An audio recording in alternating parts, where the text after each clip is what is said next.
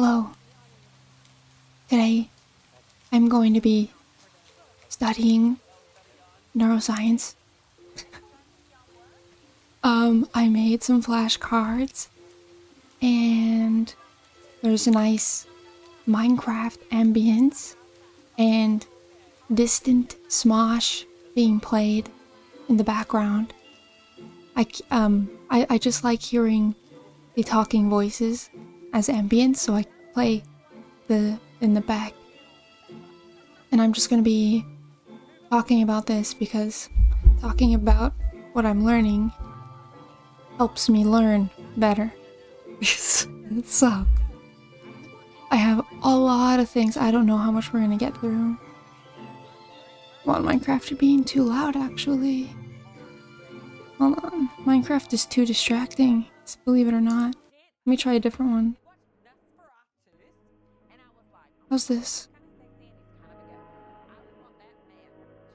This ambience.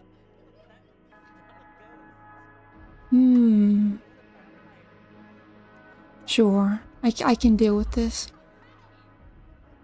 Hopefully you can hear it a little bit. You're not supposed to hear it a lot, but you could hear it a little bit. There we go.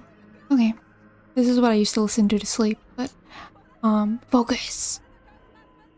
So, right now I'm doing the somatosensory system, which is basically the system of, sensing things in your body and what your muscles are doing and what you feel, basically, on your body. And this is the motor cortex. Motor cortex protections, which there's a lot of them, and I don't know if I need to know all of them or not, but there's A1 goes to S1, S2, and A2 goes to S2 in parietal areas. A3A goes to A2 and S2. See, what really gets me about this is that some of them have Roman numerals and some of them don't, and it's really dumb. But I don't think I need to know these 100%. But the most important one is A3B, which is S1, because that's the primary motor cortex. Hi. Primary sensory cortex, I'm sorry. I messed it up. But, hi. I'm still learning. What is the purpose of having different firing patterns? Frick. Because learning, right? It's because learning, something to do with learning. Patterns modulate cortical activity according to different behavior states. That's learning. That's basically learning, right? Patterns modulate cortical activity. Modulate cortical activity. Okay. I can learn that. Free nerve endings. Okay, you guys might know what this one is actually. Free nerve endings are the nerve endings of muscle fibers A, omega, and C muscle fibers. And they are nociception, which is pain. Responds to pain and temperature in most of A, omega, and C fibers. Yeah, okay, I got it. Pain and temperature.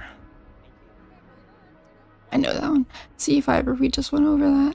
The C fibers are unmyelinated, which is kind of crazy. Which means they're all exposed everywhere, all over them. Which is rare for a neuron to ever be exposed like that. Yeah, and it does pain. And whenever you feel pain, it's your C fiber going off.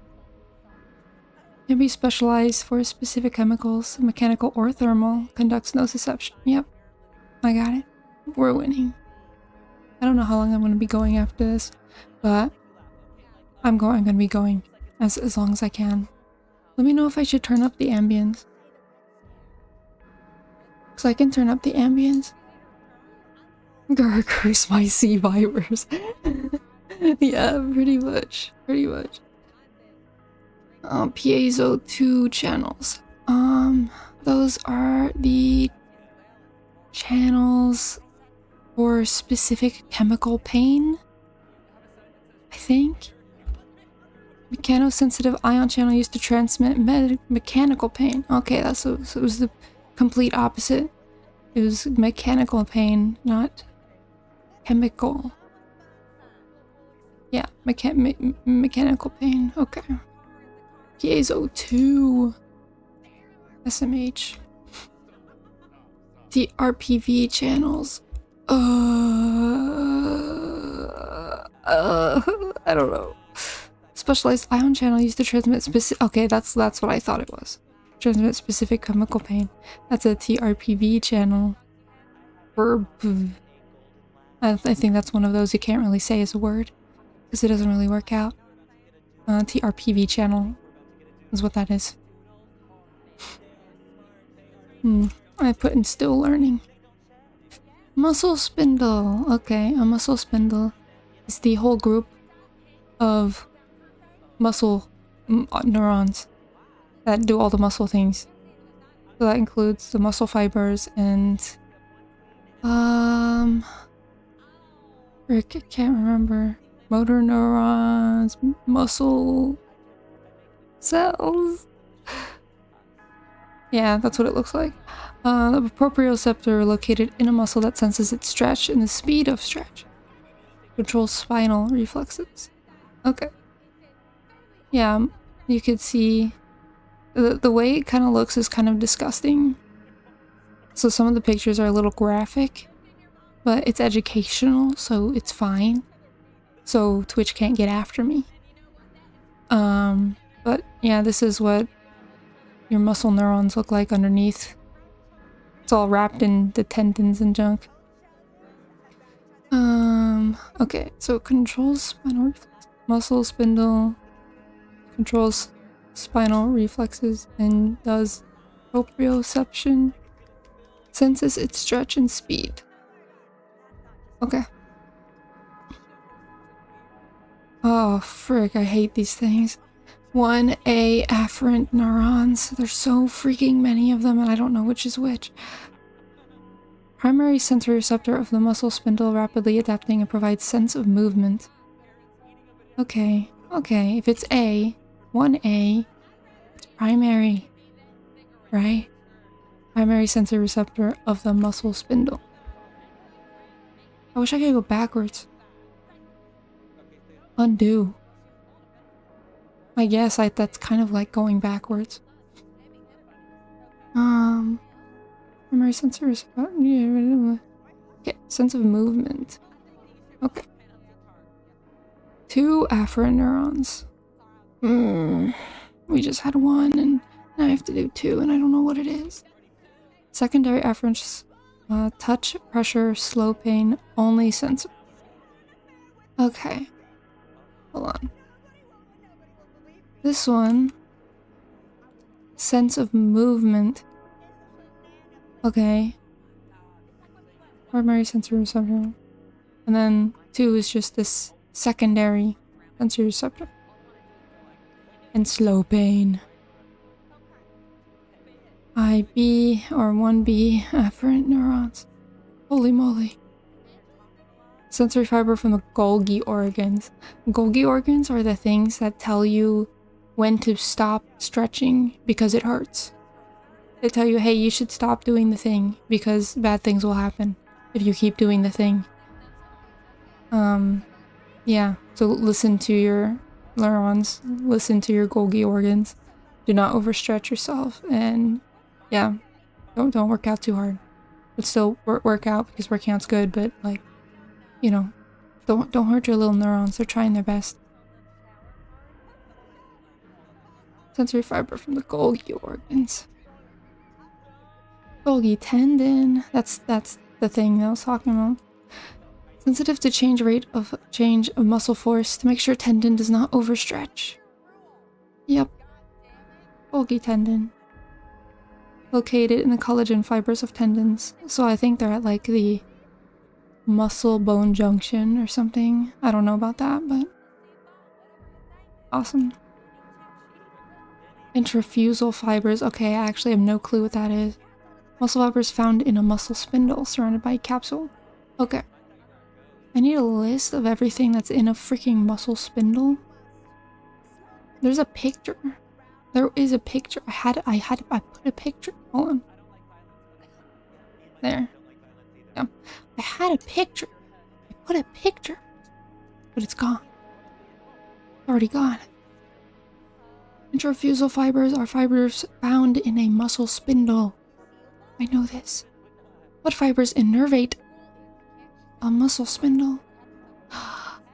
Some. What fibers innervate a muscle spindle? Did I just learn that? Intrafusal fibers? Is that what that is?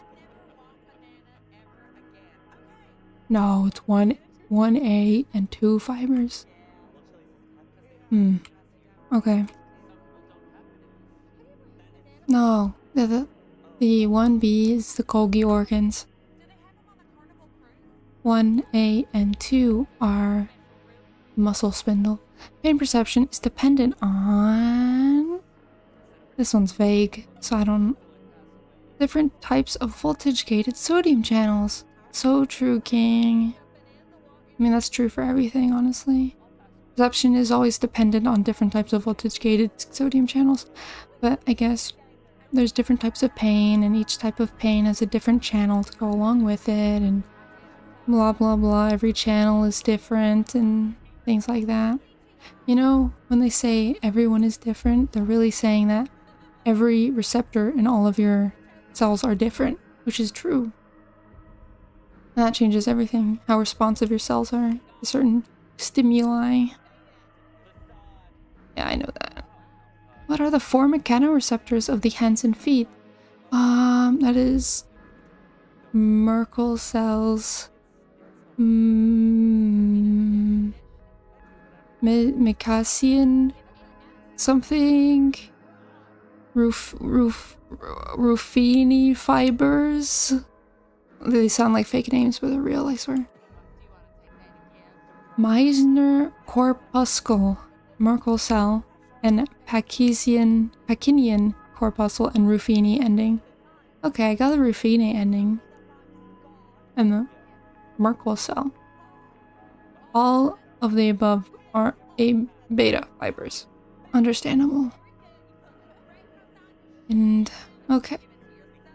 Meissner corpuscle and the Merkel cells are in the epidermis, and the Pacinian corpuscle and Ruffini ending are in the dermis. Which mechanoreceptors of the hands and feet are slow adapting? Oh, frick. It's either both corpuscles, right? The Pacinian corpuscle and the I literally just said. This is what I need to study. Meissner corpuscle. And the Pacinian corpuscle. Oh, whoops. I didn't know. I don't know that actually. Okay. Merkel cells are Ruffini endings. Okay, so the cells and endings are slow adapting. Which mechanoreceptors of the hands and feet are fast adapting? Okay, so that'll be the corpuscles then. Yeah, the Meissner corpuscle and the Pacinian corpuscle. Hold on a second, these ones aren't freaking shuffled. That's fine. The dorsal column medial lemniscus pathway. That is when all sensory stimuli ever in your entire body go through this path to get to your cortex, your brain. And it involves the inferior olivary nucleus, I think. No, it does not. Sensory neurons to the gracile, fasciculus. God, some of these names I've literally never said out loud before.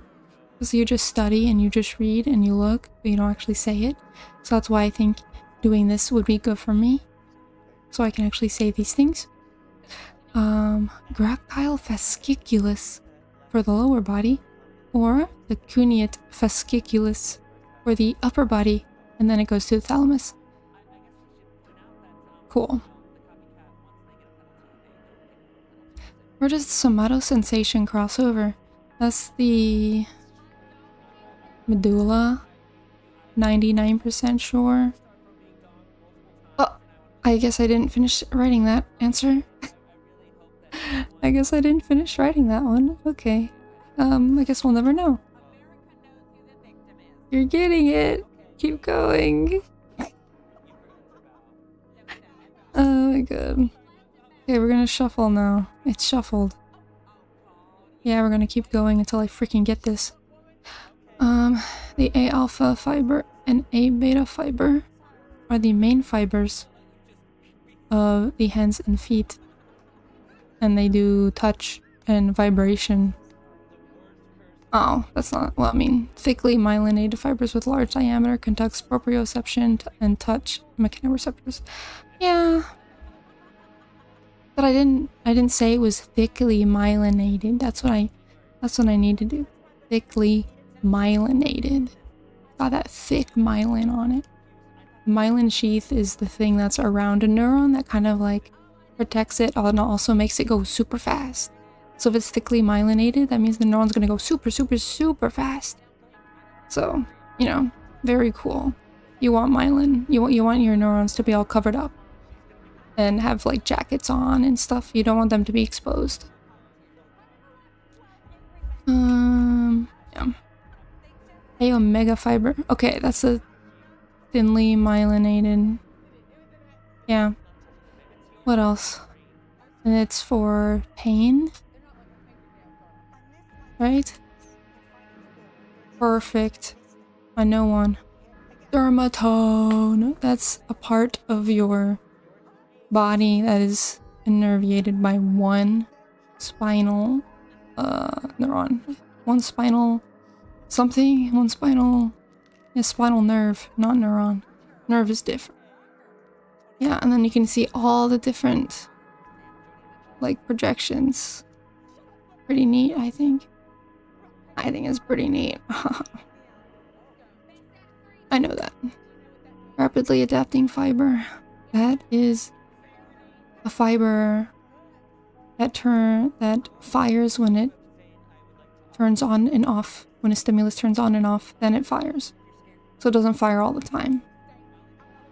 Fibers that produce action potentials at the onset and offset of stimulus. Yes, I got it perfect. Slowly adapting fiber are the opposite, where it's firing as long as the stimulus is happening. So it's always firing if the stimulus is always happening. Fibers that produce action potentials throughout the duration. Yep. Awesome. Chronic firing pattern.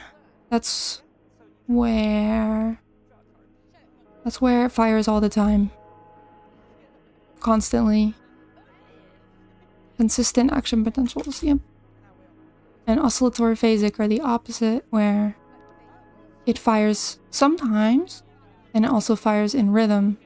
So it's like boom, boom, boom, like kind of like a heartbeat, I guess. Yeah, bursting rhythmical action potentials. Somatosensory phase pathway. Oh, frick, man. I don't think I need to know this. Yeah. Facial mechanoreceptors to the trigeminal ganglion, to the trigeminal lemniscus, to the ventral posterior medial nucleus, to the motor cortex. I don't think I need to know this. Motor cortex protections, and then we've made a full loop. So I go neuro, and then I go study, and we're going all 286. Shuffle. Okay. The globus pallidus is a part of the basal ganglia and is separated into the external and internal. And what else does it do? It modulates motor functions and intention, something around there. Opposed to the external and internal that projects to the thalamus. Yeah, it goes to the thalamus. And then there's a little image of that's right there on the brain. A little part in globus pallidus. Oh, thank you for the headband. I really do just be yapping over here, you know. Oh, let me drink too.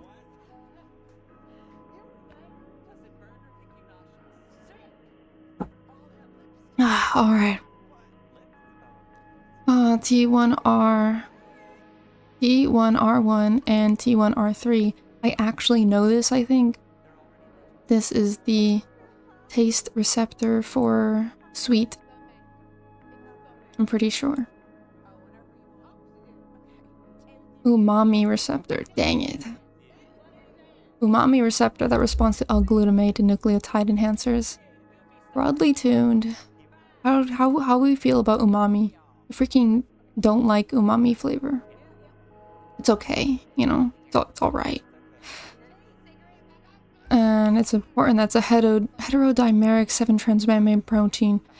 And it's really interesting because that means it was probably like really early, like it's probably one of the first flavors to ever exist. Probably because it was very important for survival to know what is meat and what is not meat. So, yeah. I didn't know. How many climbing fibers innerviate one Purkinje cell? I think there's one climbing fiber per one Purkinje cell. Yeah, one climbing fiber per one Purkinje cell. Very convergent, very powerful, very strong.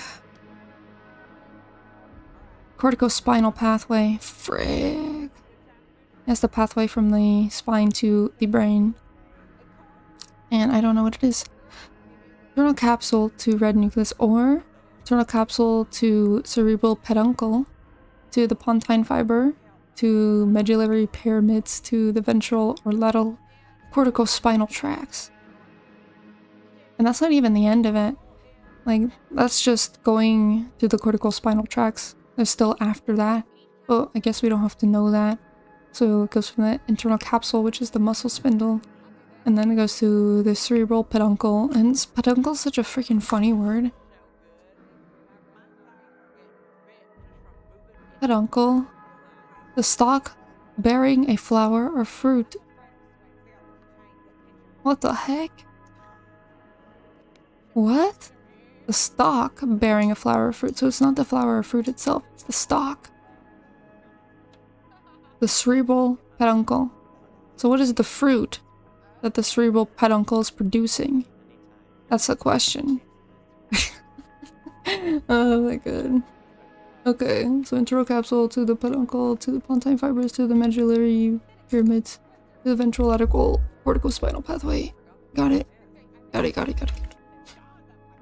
The P ganglion. The P ganglion goes to...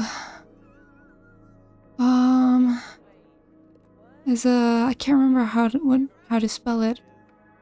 But it's like the para something... The para something cellular membrane. What is it? Ganglion of ventral V2 goes to the pavocellular layers. Yeah. Pavocellular layers. Ganglion of the ventral V2. And V2 is the visual system. The second of it. Not one. Not the primary. It's the secondary. So. P ganglion is the ganglion of the V2 that goes to the pavocellular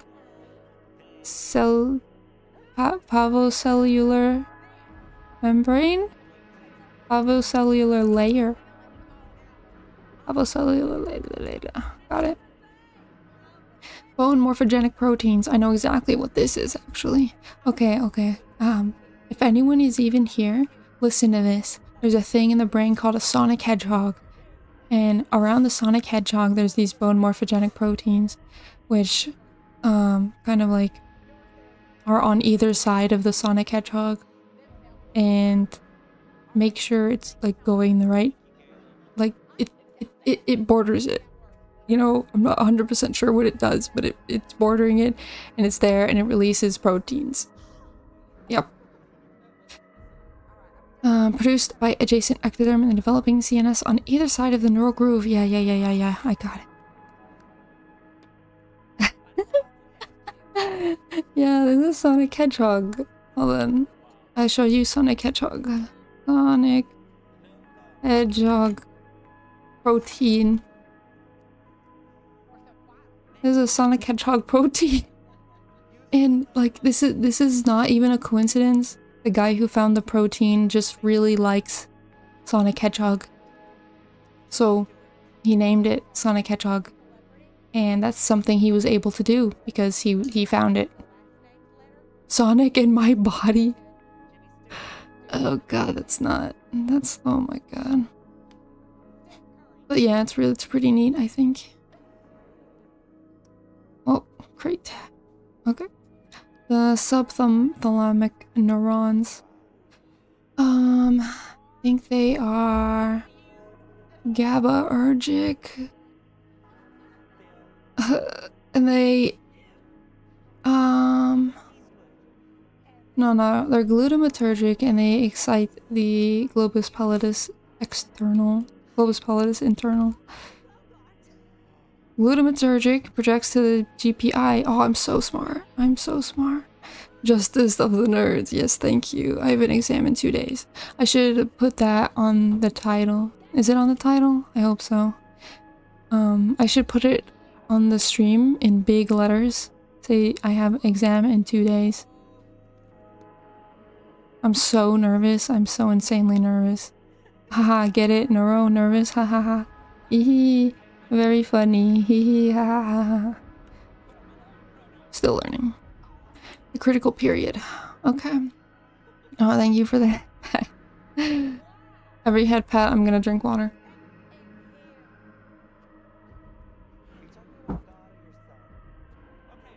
Okay. The critical period is not when you're like primed for learning a language, because that's what I thought it was. The critical period is the period where you grow the most when you're a small little baby. So, yep. A time period where the presence of specific external and internal conditions are necessary for normal development. The absence of these conditions leads to irreversible altercations. Yeah. So it's not like you can just make it happen again. You can try if you miss it, but if you miss it, then, you know, it's not going to be the same. So, yeah. Do eyes ever move in isolation? This is a question for you guys. I have my answer. You get 15 seconds. Do eyes ever move in isolation? Or can eyes move in isolation? Like a regular person. Like a basic person. Answer is no. Eyes will always move together. Because that's what they're freaking meant to do. Because the body loves to do 2 things at the same time. Because you can't focus on anything if you have... I guess you can. But it'd be kind of hard. Like, one eye. Imagine having one eye. Imagine having like an eye patch on the other eye, and imagine having one eye. That would be crazy, right? I don't know, my dad has one eye facing other direction when he is tired. I think that... How old is he? Or was he born like that? Just sometimes, when in development, things can go awry. You know, so stuff isn't perfect. But in a perfect world, eyes will always move together. But, you know, some people have lazy eye, some people have like, you know, everyone's different. He got it in his teen years. Oh, I wonder. That's very interesting, actually. Put him on the phone. Let's get him on the stream. Only shows when he's really tired. Oh, that's so sad though. But that means his neurons are really tired too. They want to rest. So they're like, it's not important. It's not important that the eyes move together. We can relax that and just don't worry about it, you know? That's probably what his eyes are thinking. All of the answers is mitochondria. You know, believe it or not, the mitochondria was not even mentioned once in the entire course.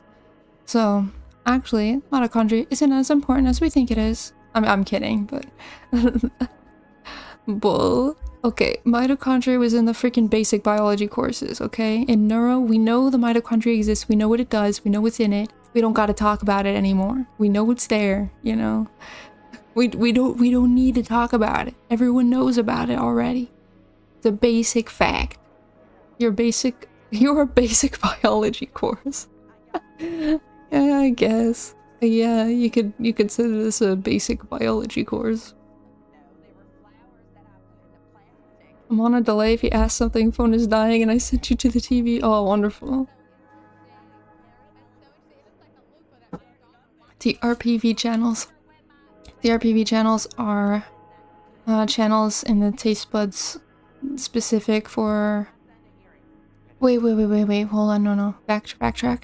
TRPV channels are channels for specific chemical pain in your skin.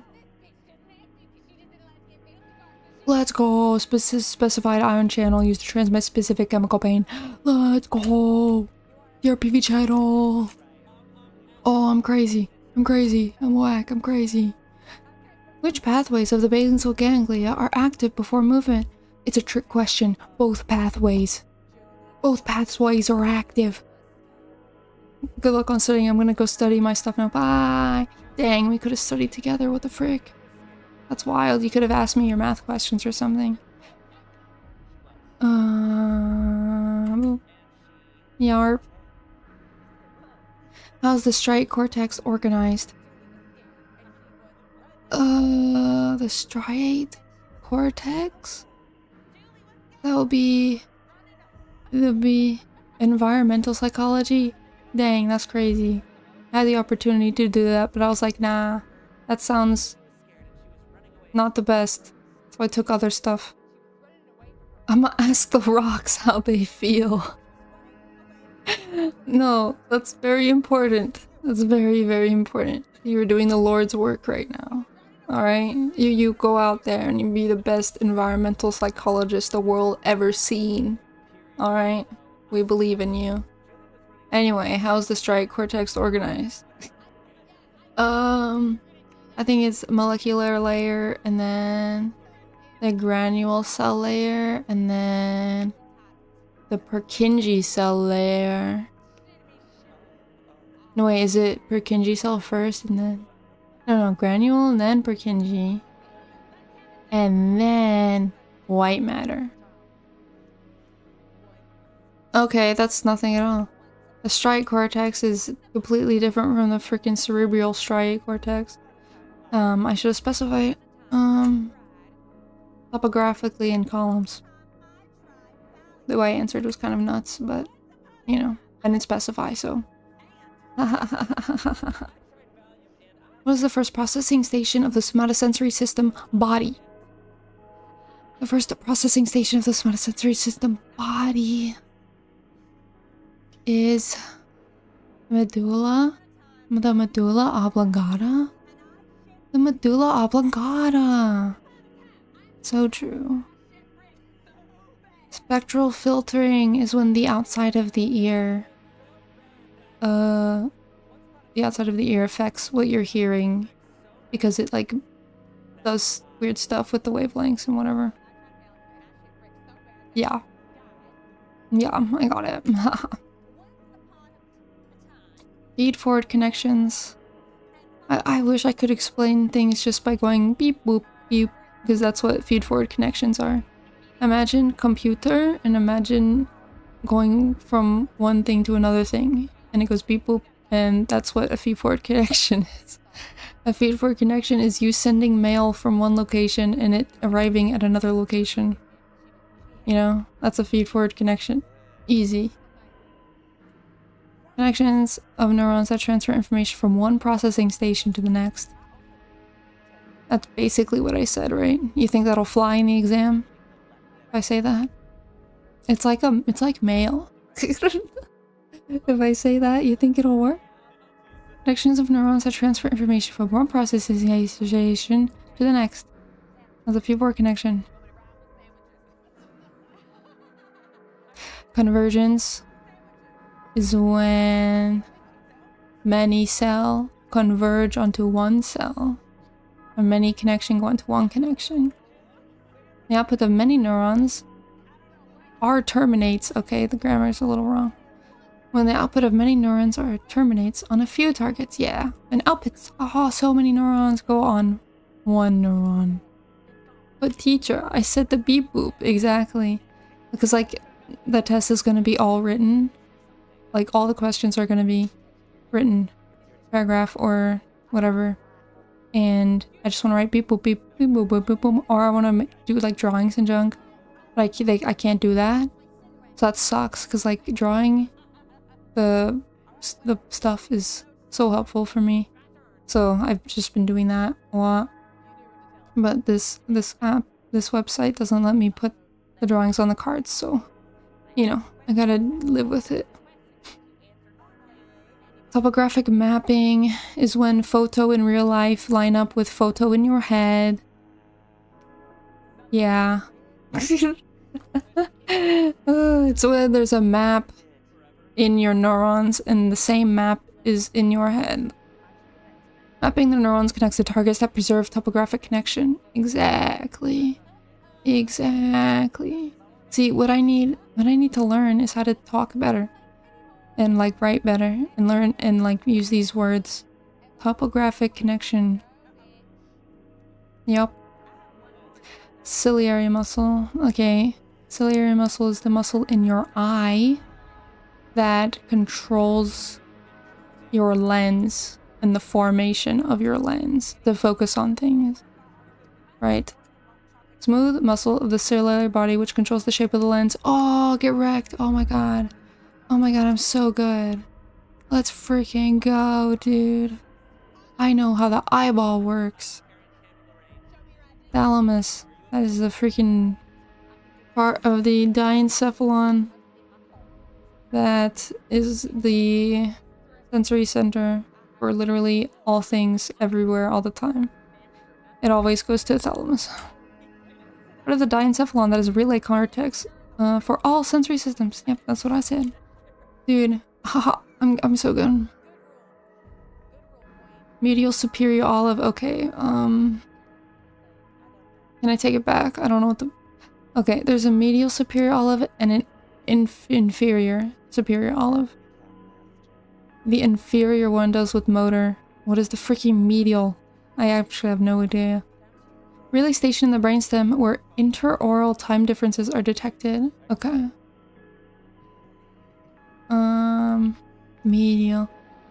Medial superior olive.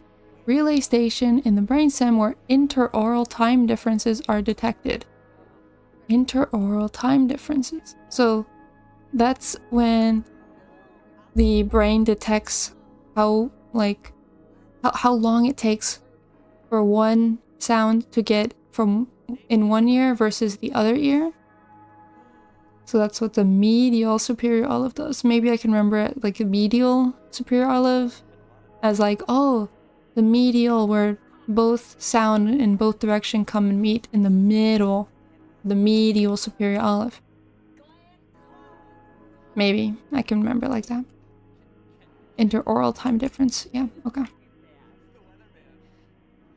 What cell provides lateral inhibition to mitral cells? Frick. Mitral cells? Where are that? Where is that? Mitral cells. Sounds like it's in the basal ganglia, maybe? The frick is a mitral cell? Mitral cell. Olfactory bulb. Frick. The one that provides lateral inhibition would be the granule cells?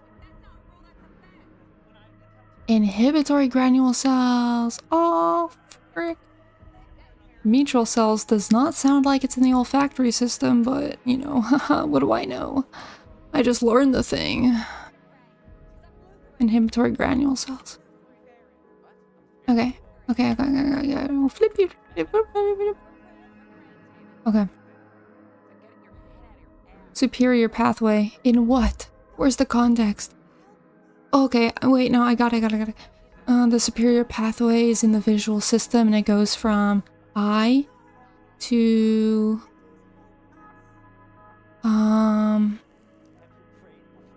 thalamus to V1, and then it goes to the dorsal V2. Where's the superior pathway? And the... I don't know what the difference is. Superior pathway, what does it do though? Pathway from V1 to the dorsal V2. That's what I freaking said. Let's go. What's the point? What's the point? What does the dorsal V2 do? Superior pathway in visual.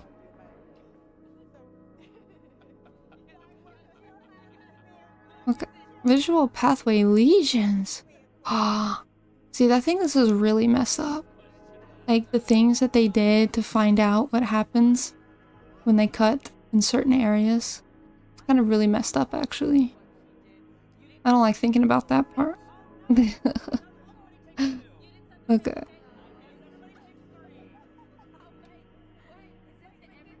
So, this is the two pathways. Wait, no it's not. Is it? No. This right here. This is the inferior pathway, and this is the superior pathway. And I think it just depends on which visual field you're doing.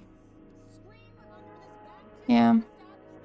Because the left visual field always goes into the right, and the right visual field always goes to the left. Because the brain is so nice like that. The brain is so cool like this. There's a V1.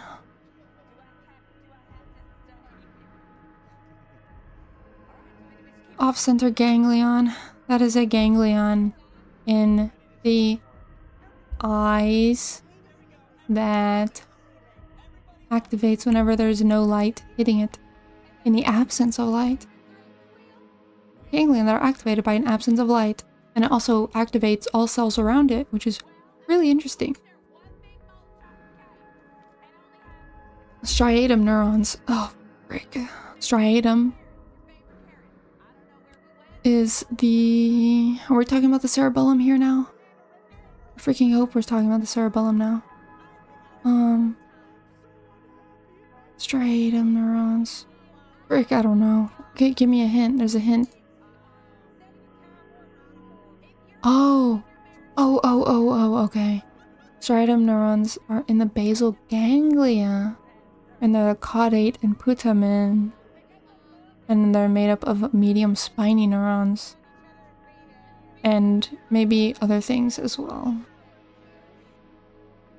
Yeah, GABAergic resting potential is very hyperpolarized and it projects to the GP, the global pallidus. Cool. Yeah, I didn't know all that. Medium spiny neurons. Spiral ganglion. Ooh, that's the ganglion in the ear. For auditory. And it goes to... I don't know where it goes to, actually. Collection of neurons in the cochlea. Yeah, cochlea. That receives input from hair cells, sending the output to the cochlear nucleus in the medulla via the auditory nerve. Okay, so it goes to the cochlear nucleus. The spiral ganglion.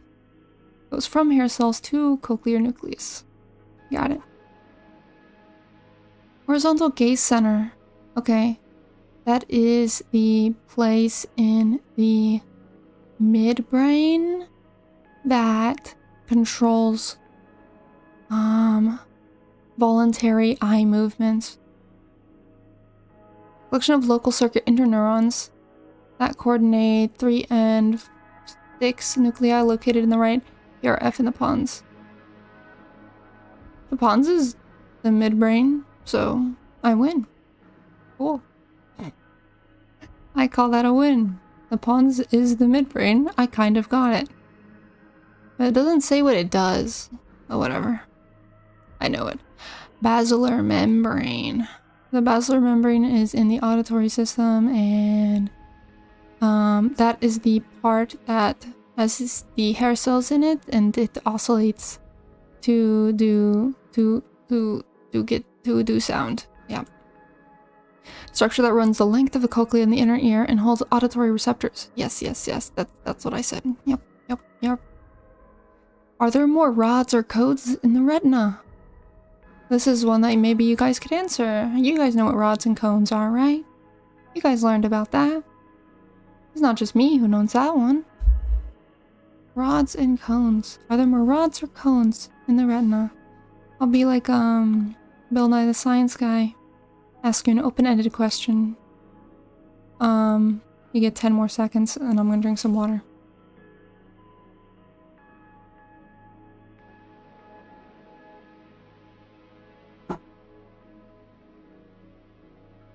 Okay. There are actually more rods, I think. There's 20 times more rods than cones. Whoa! That's awesome. You overestimate my high school knowledge. Dang. What are they teaching the kids nowadays, SMH? Yeah, there's 20 times more rods than cones. Because rods do, like, what is it called?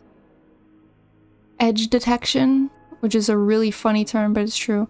It detects, like, the edge of objects, so we can tell two objects apart via the edges, and things like that. So we need a lot more of them than color. I mean, color is important, but, you know, it's not that crazy. I took 2 psychology classes, so I once knew some of this. Don't worry, I will dig it up for you. I will dig into your brain and fetch it out and show it to you and be like, see, you had it all along, and you just couldn't get to it. That's okay. Sometimes knowledge go away sometimes, but sometimes it can come back. If you get the connection back again, and you're like, whoa, revitalized. You know? Like they taught me, but the teacher cut. Oh, whoa, that's crazy. Actually, my psychology teacher in high school was pretty good. I think. One of my classmates, donated blood one time, and she came back and just fainted. She just walked in the room and then fainted, and my psych teacher ran across the room and caught her before she fell, and I was like, whoa, that's kind of the most epic thing I ever saw. Like, she was so fast. She freaking zoomed across class, and like a freaking prince almost caught her and laid her on the ground and be like, go get her some water. And I was like, okay. It was kind of amazing. Anyway. Okay. Outer hair cells are in the auditory system in the cochlea that, what do? They amplify sound. They amplify the vibrations so more inner hair cells can detect them. Neurons in the organ of Corti. Organ of Corti is a freaking bomb name, I think. It's so good. Like, imagine you say, where are you at in the game so far? And you're like, oh, I just passed the organ of Corti. Like, it works so well. It's great. It amplifies the basilar membrane and sharpens the responses of inner hair cells. That's what I thought. And it's also V-shaped. Yeah, okay. Our teacher would tell us about his childhood or about his rare disease. What freaking rare disease did he have? That's kind of nuts. My psychology teacher was very passionate, which probably like helped me to become more passionate about it. But she was like, yippee, psychology and learning and things. And I was like, yippee, psychology and learning. So, you know, Yarp. Outer hair cells. And, yeah. Where do most glutamatergic cells come from? They come from the ventricular zone in the developing central nervous system. The ventricular zone is a part of the, I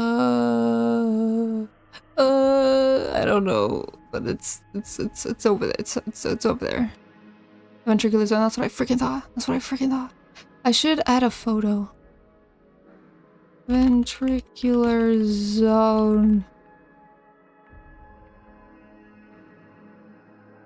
Yeah. Where is it? Where the frick is it? None of these are the ventricular zone.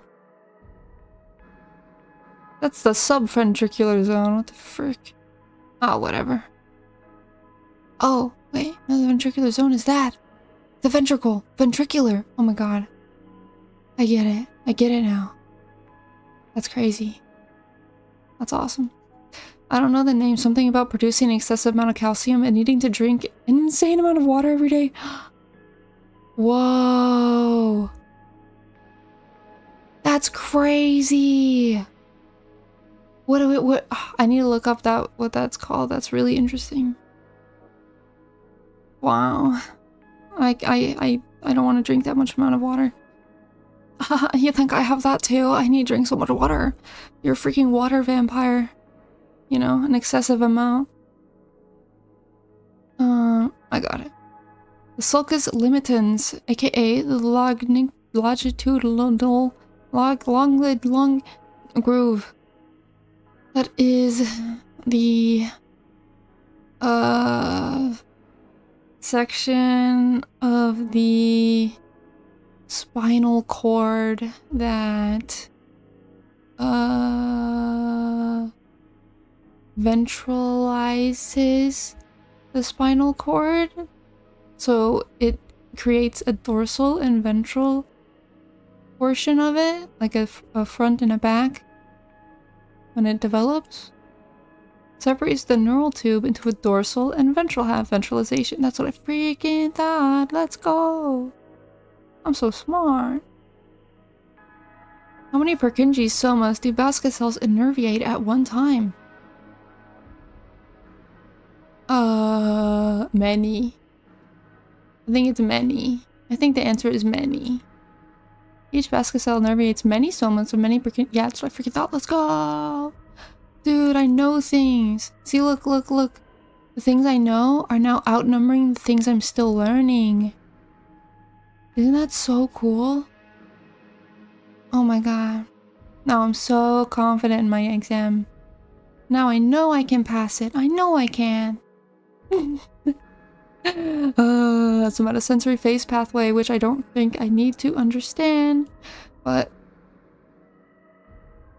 this freaking word is crazy. Trigeminal ganglion to the trigeminal lemniscus and to the ventral posterior medial nucleus and to the motor cortex. So this is what I need. The trigeminal ganglion to the trigeminal lemniscus. The freaking lemniscus, bro. Crazy term.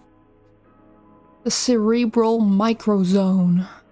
I think that's just zones in this in the cerebellum that kind of all do the same thing, or like in the same area. Receptive fields in the cerebellum that have common olivary input. Yeah, that's basically what I said. Receptive fields in the cerebellum that have common olivary input. Yeah. The M ganglion, contrary to the P ganglion, the M ganglion goes to a different cellular layer. Magnocellular layer. And the M ganglion, it does something. I know it does something, but what does it do? I know the M stands for something. And not ganglion.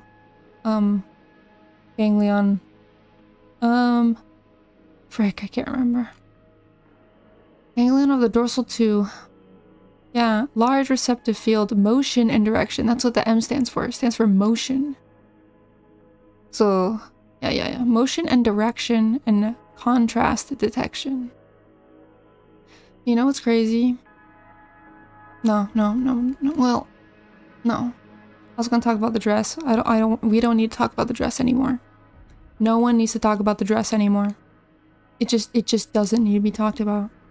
We didn't talk about it in class, but it does show up in the textbook. And, you know, it's just a funny topic to keep going over. Yeah. Motion and direction, the M ganglion. Spinal cerebellum, that is the middle part of the cerebellum, and it doesn't, oh, what does it freaking do? I don't know. Oh god, there's so much. Okay. The spinal cerebellum does the ascending and descending pathways.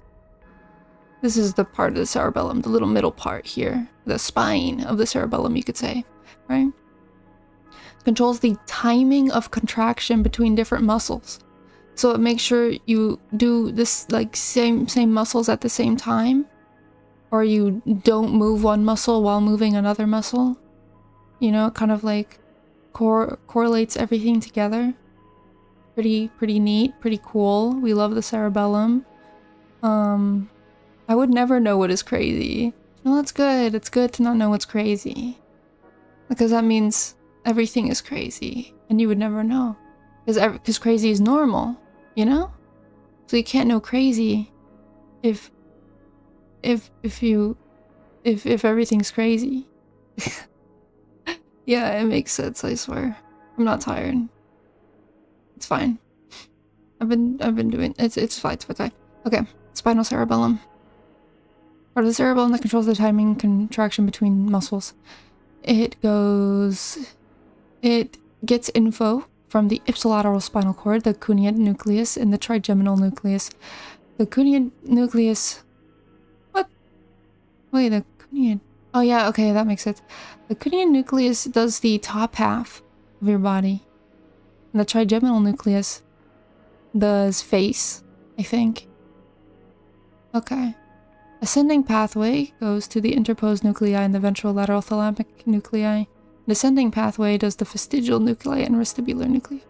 Ascending pathway goes back up to where it came from. Because it came from up there. It goes up there. I know it's called the ascending pathway, but it doesn't really ascend. I guess it does, because it goes up to the thalamus. But, you know, still has to get back to the whatever. Spinal cerebellum. Now the regular cerebellum, just as a whole. It's just so much to do. Okay. Cerebellum controls motion and movement of the muscles, and make sure everything does everything on time when it's supposed to, and that you want to do it. No, I think wanting to do it is a basal ganglia thing. The cerebellum just makes sure that you do, and you do what you want to do and it's performed correctly. The basal ganglia is like, okay, what do you want to do? Large structure in the hindbrain that computes motor output, planned or ongoing, with available sensory info. Controls single and multi-joint coordination. Inputs, brainstem and spinal cord. Outputs, thalamus. Because everything goes to the freaking thalamus. Would you say I got that one right? I'd say I got that one right. Well, I think I got it right. Yeah, I got it right. Layers of the cerebellar cortex. This is what I was thinking about earlier. This one's the molecular layer, the granular layer, Purkinje layer, and the white matter. Dang it. It's the molecular layer, the Purkinje cell layer, and then the granule cell layer. Got it. Okay. Cool. This is your cerebellum. Very cool, right? Hee hee ha ha. Very cool. Sound. What is sound when you really think about it? Sound is amplitude and frequency of a sound wave of yeah, a wave of compressed air comprised of frequency and amplitude. Yep. Compressed air. That's so interesting. It's not as interesting as, like, I wouldn't go into it, but it's still interesting. That's what sound is. Somatostatin is an interneuron of the cerebellum, I'm pretty sure. It is GABAergic. An interneuron of the basal ganglia. Wait, I said cerebellum, didn't I? But this is the basal ganglia. Yeah, okay, I got it wrong then. Okay, A omega fiber. We've gone over this 3 times now. And A beta fiber. Does anyone remember from like an hour ago? A omega fiber is a thinly myelinated muscle fiber that does pain. Yep. Got it. Otolith organs. These are the organs in your ear. Yes, you have organs in your ear, but they're more like bones, but they're like organs. That keep track of your head positioning. They have really weird names that I don't remember. But the utricle and saccule works together to perceive acceleration. Yeah. Okay, so they perceive acceleration. How fast? Okay. The utricle is probably horizontal, and the saccule is probably vertical, right? Haha, I don't know. We'll figure it out eventually. Acceleration. Piriform cortex. Oh, frick. Does it have something to do with visual? Piriform. Piriform. Piriform. Is it what? Oh, it's olfaction. I freaking hate the olfactory system. Brain region considered to be the primary olfactory cortex. Piriform cortex. Primary olfactory cortex. Right. Okay, no, I remember now. Okay, no, I remember. Deep excitatory loop. That is the loop of the cerebellum. Yeah. Cerebellum, where it excites for Purkinje cells. The loop where cerebellar inputs modulate ongoing firing rate of the neurons in the deep cerebellar nuclei. Okay, so it's the deep cerebellar nuclei. Right, because it's deep excitatory loop. So it affects the deep cerebellar nuclei. Okay. Got it. Got it. Bitter taste receptors. Okay. I don't know the receptors. Bitter? I think I just have caffeine. Yeah, a taste receptor that responds to caffeine. The alar plate. Oh, frick. Okay. I remember seeing this. What does it do? The alar plate transforms into something. Yeah. Okay, I got it. The alar plate is in the dorsal spinal cord, and it is the future of sensory. Sensory, right? Whoops, what did I do? What the frick did I do? Sorry, that was so loud. I don't know what I did, but I did something. Gray matter of the dorsal neural tube provides future sensory input-output. Let's go! Let's go! Let's go! I got it. Frequency is when a sound wave, like how big the wavelength is in a sound wave. Like sideways, not up and down. Yeah, that's a compression, measured in hertz. Yarp. Substantia nigra pars reticula is in the basal ganglia. and it projects to something. Not the subthalamic nucleus. Not the thalamus. What the frick does it project to? It projects to something. Too smart. No! I'm so glad the emoji thing's somehow broken. Here, hold on. Maybe I should turn it on. Hold on, give me a second. Maybe I can turn it on real quick.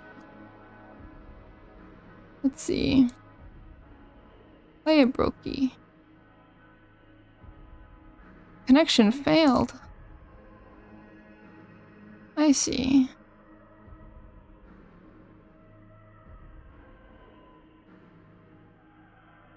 You didn't see anything, right? Right? You didn't see anything. Okay, it connected. Okay, so it's connected.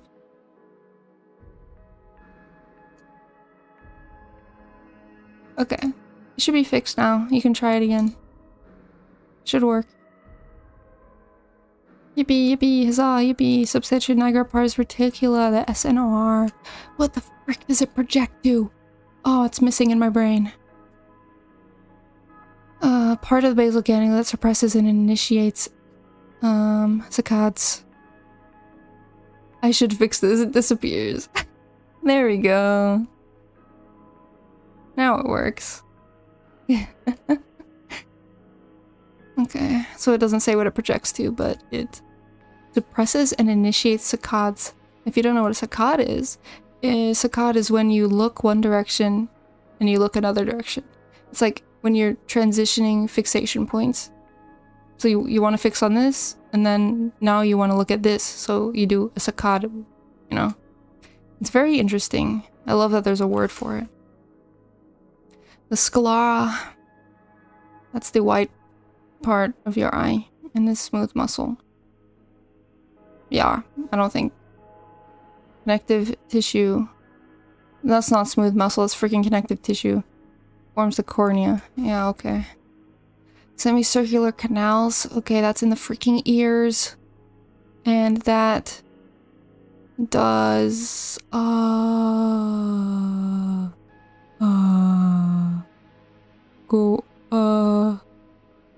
positioning? What's the official word for positioning?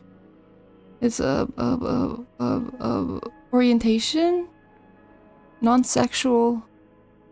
3 fluid-filled canals in the inner ear that detect balance. Balance! That's what I was thinking. Freaking balance. What the frick? So the other thing is acceleration, and this is balance. It's the semicircular canals of balance. Yeah. Yeah, and this is why people get nauseous when they ride roller coasters, or nauseous in the car. It's when your semicircular canals are all freaked up for whatever reason.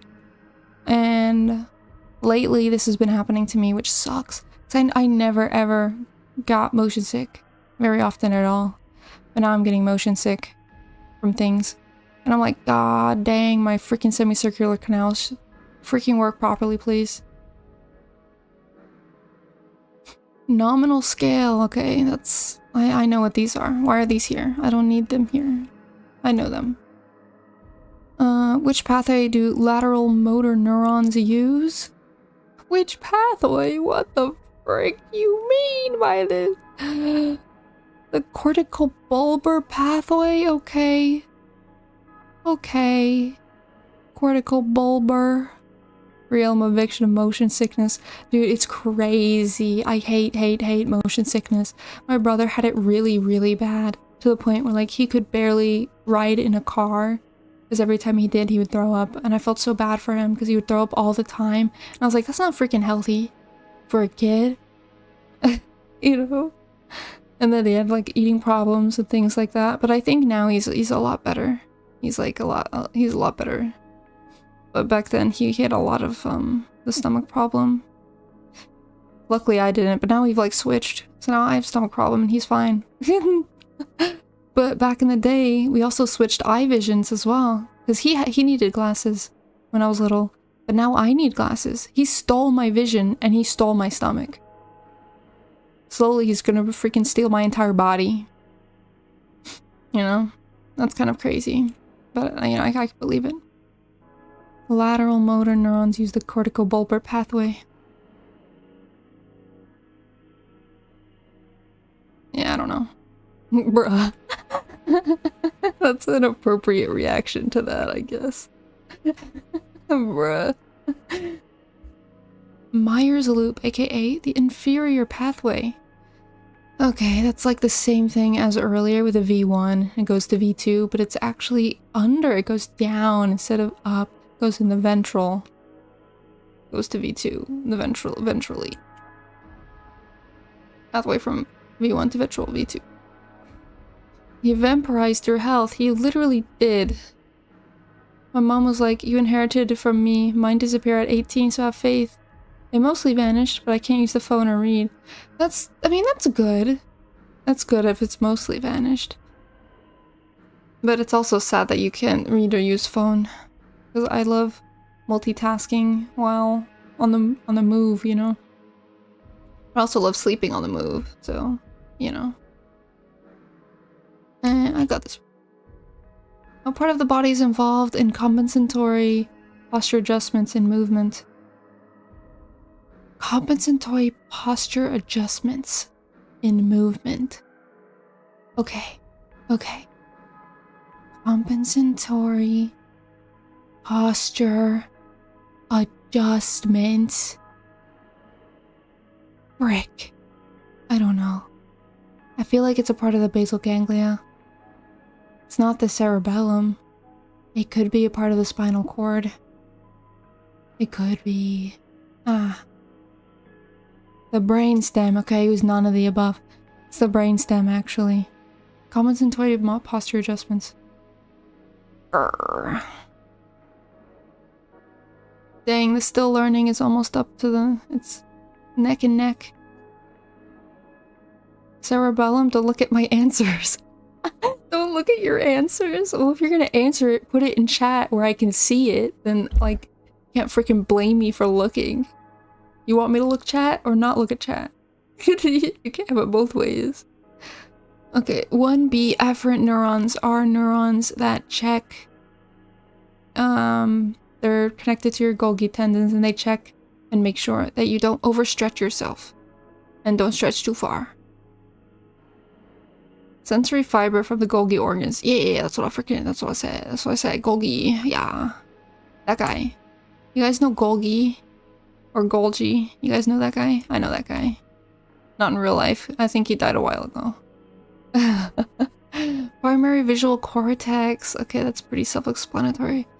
It's called the V1, and it's where most visual stimuli get computed.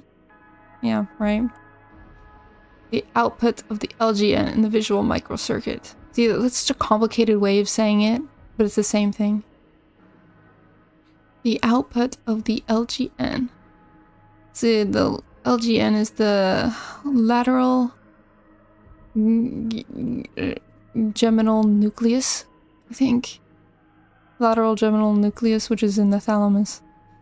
So when it goes to the thalamus and then it goes to the LGN. Wait, no. Goes to, the LGN is in the thalamus, so it goes to thalamus, then the V1. Other names of V1, visual area 1, primary visual organ. Muscle spindle. Muscle spindle is the thing that detects stretch. How far your muscle is stretching.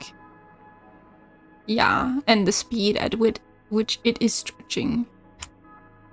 Proprioceptor, located in a muscle that senses its stretch and the speed of stretch. Controls spinal reflexes. Yarp? Awesome. Cool. Myeloarchitecture. That is the architecture of your myelin in your neurons. Well, like around your neurons. Haha. They're around your neurons. Oh, I didn't even check it. Like, I know it's right, but... Yeah, myelination reactions. That's basically what I said. Sweet taste receptors. Okay, that's freaking sucrose. Sugar. That's sucrose. Sucrose, sugar. Same diff, really. The iris. The iris is the color portion of your eye that controls the size of your pupil. Ring of muscle tissue that forms the color portion of the eye around the pupil and controls the size of the pupil. Oh, get wrecked. Dude, I wish I had a button for confetti. I really want to do that. A button for confetti. Every time I get one right, confetti falls from the sky. I don't even have to do anything. Just confetti. You know, maybe I could do that. An idea for next time. If I ever do this again. I don't know. Why? It ruined my freaking day. Ruined my parade. With your freaking onion garlic. I always get them confused. Are they onions or are they garlic? I'm the only vampire that is allergic to both. Because I can't tell which is which. Anyway, I got this right. Yippee. What is the first processing station of the visual system? That'll be your superior colliculus. Or inferior colliculus. I don't know which one it is. Is it superior, inferior? Superior colliculi. Yeah, that's what I freaking thought. Superior colliculi. Eyesight issue. It's not an eyesight issue. It's a brain issue. They're both white vegetables. What's the difference? I can't tell. Anyway, the first processing station of the visual system is the freaking superior colliculi. Intrafusal fibers. Okay, intrafusal fibers are the fibers of the muscle spindle. Muscle fibers found in the muscle spindle surrounded by a capsule. Let's go! I'm so smart. MSN D2 receptors. Okay. The D2 receptors are... These are medium spiny neurons in the basal ganglia by the substantia nigra pars compacta, and it releases dopamine to the putamen and caudate, known as the striatum. Receptors in the indirect direct pathway that bring dopamine to the striatum. That's basically what I said. Let's go! Alright. Winning. Body schema. Oh, this is very culturally relevant. It's what you think you have on your body. What limbs are yours? What do they look like? Where are they right now? It's just in a person's continual awareness of the spatial configuration of the body, its parts, and how it changes over time. Yeah. So, you know, if you have a bad body schema, then, you know, I'm too tired to go into any of that right now. But this, I guess it doesn't really go into it very much. I think they just mentioned it and then kept going. But I don't know. Yeah. When I was a kid, I was really into the, not like Therian, but kind of like Therian, where it was like, you were something in your last life, and you had like properties from your last life in this life, right? So I took like a really long test to see which kin was I, right? And, I took, it was like 60 questions. And it said I was angel kin, and I was like, oh my god, I'm angel kin, oh my god. So, I did the thing that they said, like the, cause like, when you're like kin of something back in the day, you would feel their body parts a part of your body. So like, angels have wings, right? So, angel can feel their wings on their back even when they're not there, you know? And I did that a lot when I was a kid, because like you could make your body think anything if you think it long enough. So I was like, think really hard that I have wings, think really hard, and then you can feel it, and it feels so real. It's kind of amazing. Kin? Yeah. Like, kin as in family. You know, people would say, like, vampire kin, you were a vampire in your last life. Angel kin, you were an angel in your last life. What else were the common ones? Wolf kin, you were a wolf in your previous life, you know. Stuff like that. It is really, really interesting. Luckily, the angel kin junk I was into did not affect me long term. But I still feel the wings. Sometimes.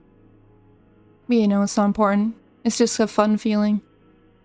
Ever had a dream where you had wings and felt them? I don't think so, actually. Whenever I have flying dreams, I could just do it without wings. I just, like, think really hard and I can fly. Like levitation, almost. Like magic. I never have wings. Wings are really cool, though. You know. Wait, hold on. Whoops. Wings are really cool, you know. I just fall. That's so crazy. No, don't just fall. That's horrible. You can lucid dream, you should try it.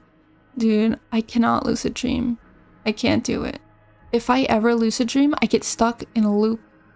A time loop that I can't get out of, and when I wake up and I finally break the loop, I feel like I've been there for 10,000 years. And it is the worst experience of my freaking life. It was crazy. Because whenever I get stuck in the time loop, I just get tortured over and over again. And it's the weirdest freaking thing. Because no matter how hard I try, I can't get out of it. Like, I know I'm dreaming. So I'm like, wake up, wake up, wake up, wake up. And I wake up and I'm still in the dream. And it happens like 20, 50, 100 times before I'm actually able to wake up. It's crazy. Oh my god. But yeah, that's my lucid dream experience. Hey guys, been a while. How are y'all? I'm doing pretty alright. I'm doing pretty alright. We're just studying some really epic neuroscience. Ha ha ha. You know. Most of my dreams are lucid dreams, but I can't change anything. Yeah, exactly. I can't change anything, even if I know. I don't get how it works, man. Medial ventral horn. That is, the middle part of the spinal cord on the horn part. And it controls, what does it control? The proximal muscles. Proximal muscles. Yeah. So muscles that are close to the body. And so long as I've been here, I don't remember anything. Well, do you remember what I looked like? Maybe? Or like the game, maybe? I don't know. I feel like, hold on. Were you someone who spammed emojis? I don't know if I recognize your name from somewhere or not. It would be really funny. Cause back, I remember your voice. That's kind of wholesome. No, I don't spam emojis. Dang, then I have no idea. I know people who spam emojis. They're very, very noticeable, I think. But, hi, welcome. Welcome to a literal stream where I'm listening to ambience. Wait, where did Smosh go? Hold on, what the frick? Where did Smosh go? Oh, Smosh has been over for a while.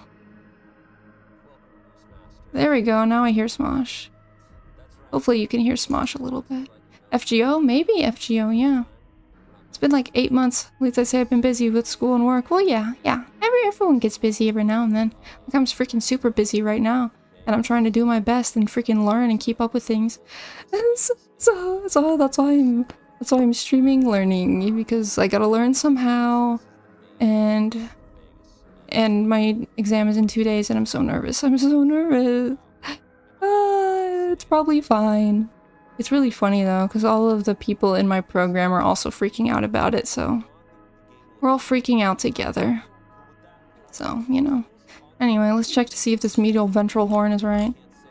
Used for proximal muscles. Yeah, no, I got that wrong. Medial ventral. Where is that? Where's the ventral? Up. Medial ventral. Yeah, okay, I got it. How'd you get a good grade? Avoid making mistakes. Okay, you're one of those people. I see, I see, I see. Very understandable. Hypothalamus. This one controls, sexual and aggressive behaviors. And temperature, maybe? Part of the diencephalon that regulates bodily homeostasis, sexual and aggressive behaviors. That's what I freaking thought. Let's go! I'd say I got that right. I guess I gotta say it's part of the diencephalon, but I'd say I know that. Cerebellar cortex. The cortex of the cerebellum. It does things, and it's in layers, and it goes to the thalamus. And it comes from the olive. Yes, it's actually called the olive. The inferior olive, actually. The part of the cerebellum that detects errors in movement and informs the motor cortex. The part of the cerebellum that detects errors in movement. That's so freaking cool. That there's a part of the cerebellum that detects errors. Like if you move too far, or if you move not far enough, and if you misalign something, or you miss, like, you take a step wrong, or... It's so interesting that it knows when it's wrong. Very cool, but yeah. Signal transduction of salt taste receptors. Ooh. Pretty sure that's just the hydrogen ion channel. Right? Sodium channel. Hydrogen ion channel is bitter taste, I think. Ooh. My kitty, no, don't step on my pewter. Stop. Don't do it, please. Okay. Yeah, salt taste. Salty, salty, salty. I have a fun fact. What flavor... Well, yeah, okay. I start the fun fact with a question. What flavor is carbonation? Carbonation is a flavor. What flavor is it? Is it sweet, sour, bitter, umami? Am I missing one? Sweet, salt, bitter, sour, umami. I feel like I'm missing one. Well, of all the tastes, I'm gonna go for umami. Well, that's a good guess. That's a good guess.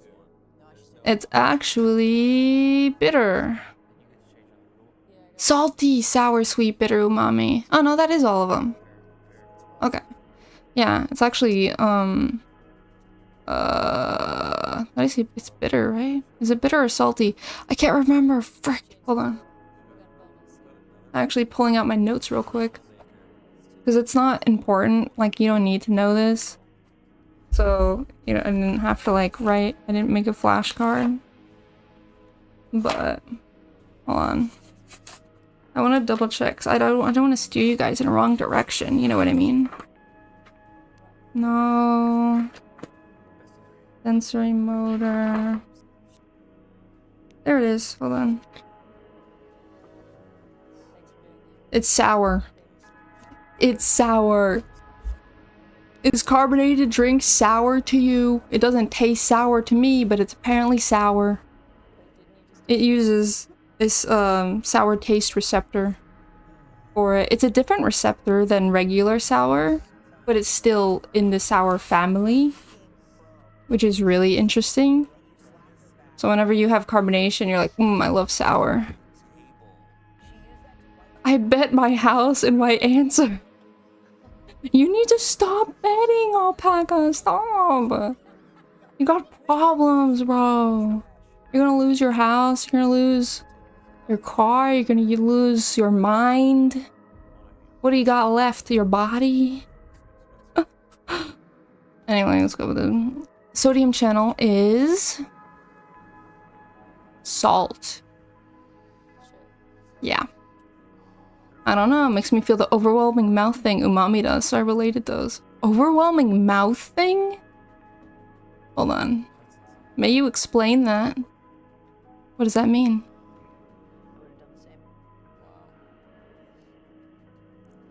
Primary motor cortex. Okay. Primary motor cortex is where motor things happen. Processes voluntary movement. Yes. Got it. Hierarchical organization is feed-forward connections plus labeled line coding plus topographical mapping. Let's go! Winning, winning, winning, winning. How do you open a cation channel of the rod and cone? You guys wouldn't know this, haha. But it's pretty simple. Oh my god. I don't know if you heard that, but my cat just kind of jumped on the chair and scratched a whole bunch, but that's what that was. You open a cation channel of the rod or cone by putting light on it. Whenever you put light on a rod or cone, it changes the morphology of the rod and cone receptor, the photoreceptor, and allows light to be transferred into electrical signals. It's very cool, actually. Very cool. It literally changes shape depending on if light, like, touches it or not. Like when you drink a soda and feel like you have a tingle, I feel the same for umami at first taste. That is so interesting. Like, I know what you mean with carbonation. That's very interesting. But umami... I don't like umami taste. I really don't like umami taste. So, I mean, I guess maybe I don't really not like it, but I don't like it a little bit. It's too much. Maybe I understand what you mean. Why would we wouldn't know this? I was gonna say look at something, and they was right. Okay, he was right, okay. Morphogenic changes created by light hitting opsin or rhodopsin. Yep, that's basically what we said, haha. What is necessary to open the critical period? Frick. There's a couple proteins or genes that you need to open the critical period. I think it's like OBOX1 or something. JK, it's GABAergic inhibition. Yeah, that's understandable. GABAergic inhibition, Lamel. Pain perception is dependent on the variance of sodium channels, I think. Different types of voltage-gated sodium channels. ER? The dorsal column medial lemniscus pathway is the pathway from all the sensory places in your body and then goes to olive. And then it goes to... Nah, I'm missing a step. It goes from thing to olive to thalamus to motor. But I don't know if that's right. Yeah. The gracile fasciculus or the cuneate fasciculus. Yeah. Gracile fasciculus or the cuneate fasciculus. Lemniscus. That's such a weird odd name. Utricle. That is one of the organs in your ear. What is it called? Something organs. Otolith organs. And it detects, I'm just gonna guess and say horizontal acceleration. No, it changes vertical acceleration actually, okay. Vertical. The U kind of looks like a V, right? So you could say it's vertical acceleration. Yeah. Awesome. Neuroectoderm. That is the thing. That is the tissue in an embryo right above the notochord that spawns the entire neurosystem. Yarp. Neuroectoderm. That one thing all of your neurons came from. Well, maybe not all of them now, but all of them back then.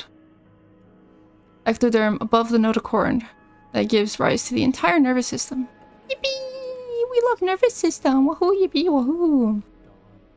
So technically, the kid, the freaking embryo, gains a nervous system after 3 weeks. And people don't even know they're pregnant by then, usually. And by when I say they gain a nervous system, they look like, watch this.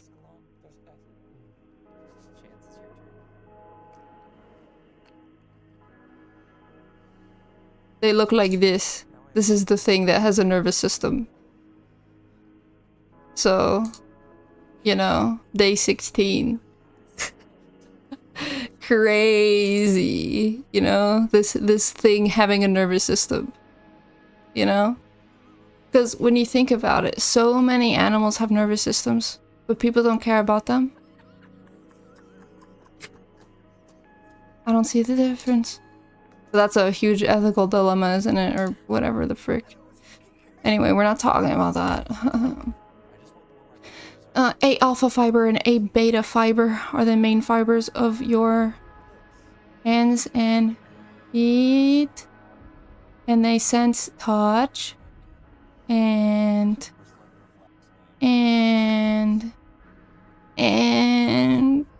what else? Alright, thickly myelinated with a large diameter. Conducts proprioception and touch, yeah. A alpha and A beta, A fibers are thick boys. Tangential migration, those are GABAergic neurons that come from the subventricular zone in the developing CNS. And it's when they go long distance, neuron travels so far away to get to its final place where it stays forever. And I think neurons migrating is the cutest thing I've ever seen in my entire life. Like, you ever seen a little neuron go so far? It travels so far all by itself to get to where it needs to be, and then it just stays there. It's dude, it's gonna make me cry. Oh my god. You ever see a little neuron? You ever see a little neuron travel? It's fine. It's fine. Travels like a ladder, this one. Translocation of cells in the subventricular zone, mostly used by GABAergic interneurons, must travel a long distance to reach their destination. Like the Darwin episode when he's on his way? Darwin episode? I don't know what that means. Darwin episode of what? Darwin, was he in a TV show? Amazing World of Gumball. Oh, yes. Exactly. I know exactly what you're talking about now. I'm on my way. And then Darwin's going home. Yeah, that's literally a neuron trying to get home. Narrow tuning curve means labeled line coding and low divergence and high convergence. A neuron that responds selectively to only one stimulus. Okay, that's very different from what I answered, but I'm sure what I answered was correct. Narrow tuning curve. A neuron that responds selectively to only one stimulus. I know what it is. What mechanoreceptors of the hands and feet are fast adapting? Fast. Which ones are quick? Which ones are real fast? I'll say the Pascinian corpuscle and the Mess something corpuscle. The Meissner corpuscle and the Pacinian corpuscle. They're fast adapting. 1A afferent neurons. 1A afferent neurons. 1A afferent neurons? Are those neurons that are in the muscle spindle? And they detect muscle stretch? Right? Primary sensory receptor for the muscle spindle. Oh my god. Dude, I did it. I did it. I got it right. Oh my god. Rapidly adapting and provides a sense of movement. Oh my god. I did it. Let's go. Umami taste receptor. I think it's L-glutamate or something. Glycocamine. I don't know. I was confused why YouTube recommended me a neuroscience stream, then I noticed there were LobCorp streams on this channel, and now everything makes sense. Oh yeah, Lobotomy Corporation is awesome and amazing, and it's like thinking about stuff like that is why I love neuroscience. So, hi, hello, Lobotomy Corporation employee. What abominations do you? They're not called abominations, but that's what I call them. What abominations do you look after? Very important. Also, my freaking cat is on my PC and she's trying to keep warm. What do? I don't want to. I want to hide people on the side, which I cannot name. That's so funny. It's so funny. The connection between Twitch and YouTube is so funny. I love being the intermediary communication between you guys. Because, like, YouTube can see Twitch, but Twitch can't see YouTube. So it's not like you can communicate, but you can communicate, like, one-sidedly. It's interesting. Bidberg and Judgment Bird mostly. Dang, you like Bird. That's very important, though. Keeping track of those ones. So, you know, good on you. But make sure to stay safe, right? Umami taste receptors. Yeah, glutamate. That's what I said. I said like L-glutamate or something. Lamau L. Barrelets. That's such a cute freaking name. But it's in the reference point of rat whiskers. Barrelets are barrels in the cortex, I think.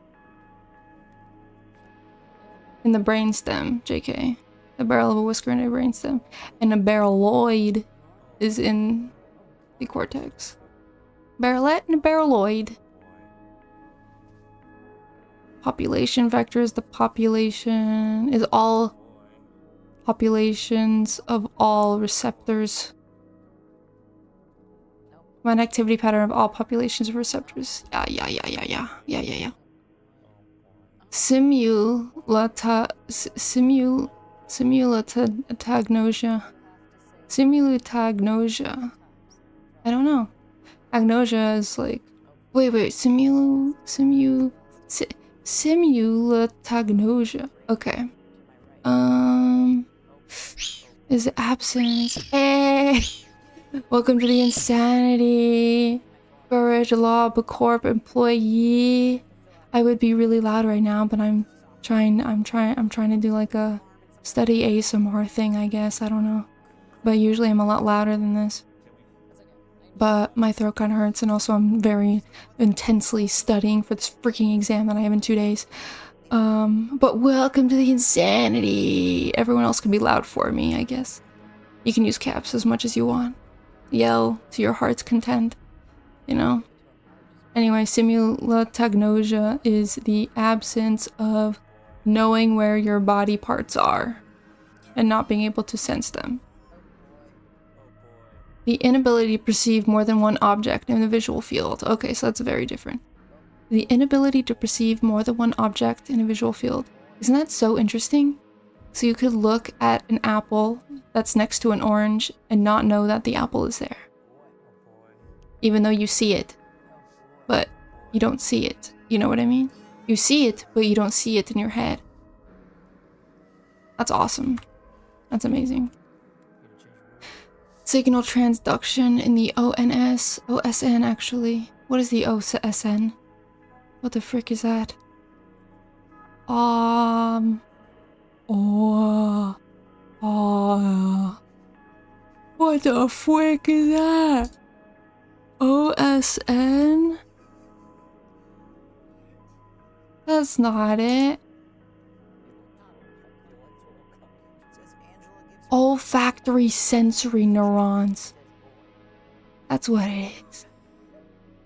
Signal transduction, olfactory sensory neurons. Okay, I know what it is. Okay, it goes hair cell to glomerulus to olfactory cortex to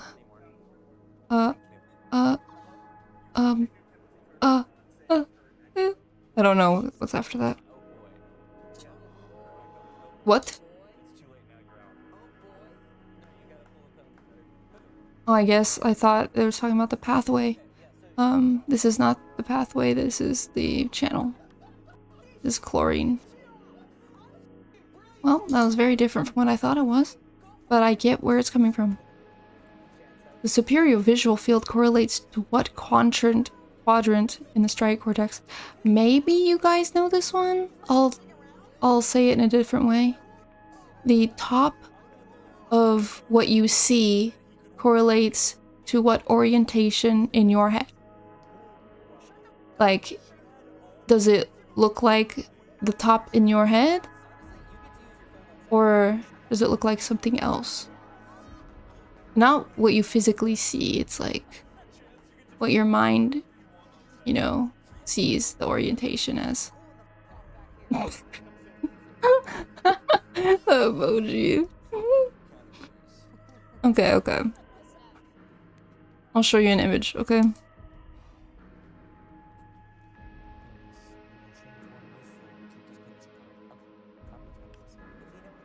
You see this image? Ah, so small. Hold on.